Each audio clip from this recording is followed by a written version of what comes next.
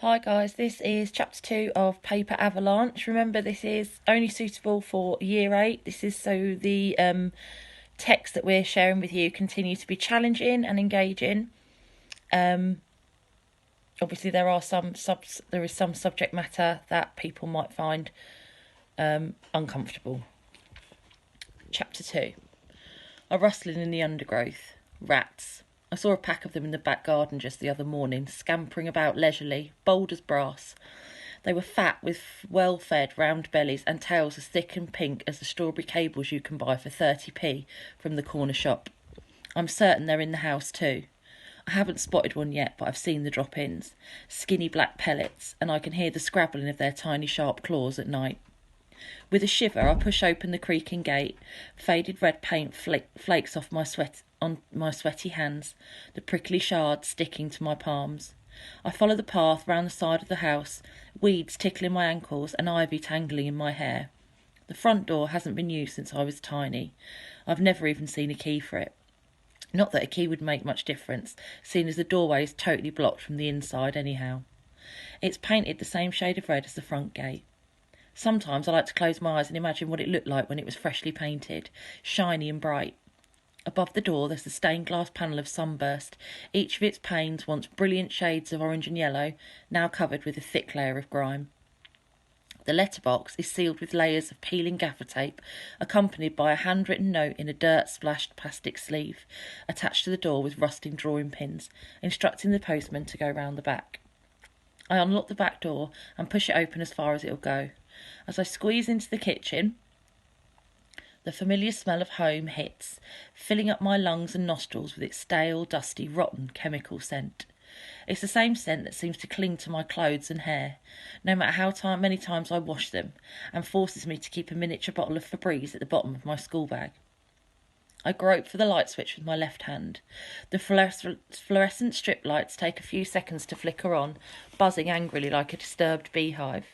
During this thin slice of time, I sometimes fantasise that while I've been out, some sort of miracle has occurred, and the lights will turn on to illuminate the sort of sleek, orderly kitchen you see on the pages of the IKEA catalogue. It never does, though, no matter how hard I wish for it. Instead, it's the same old chaos. Overflowing cupboards, a kitchen table groaning under piles of rubbish, and an endless supply of dirty dishes stacked in the sink.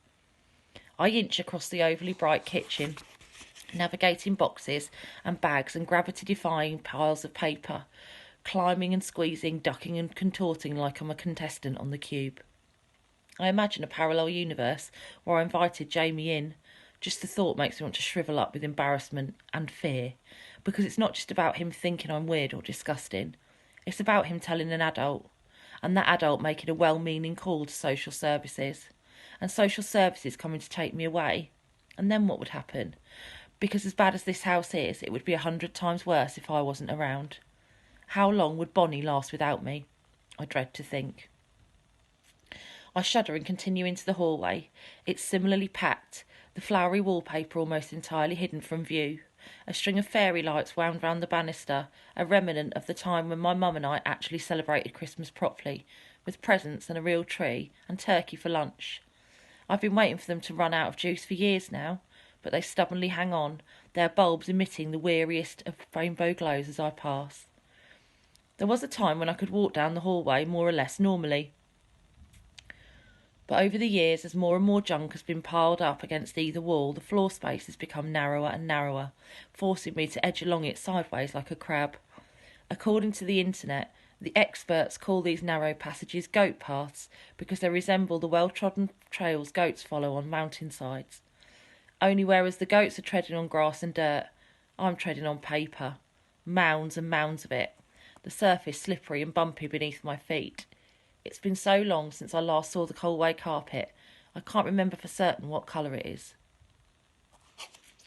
Okay, so what I'd like you to focus on from part 1 of this, okay, is who do you think Bonnie might be as a character?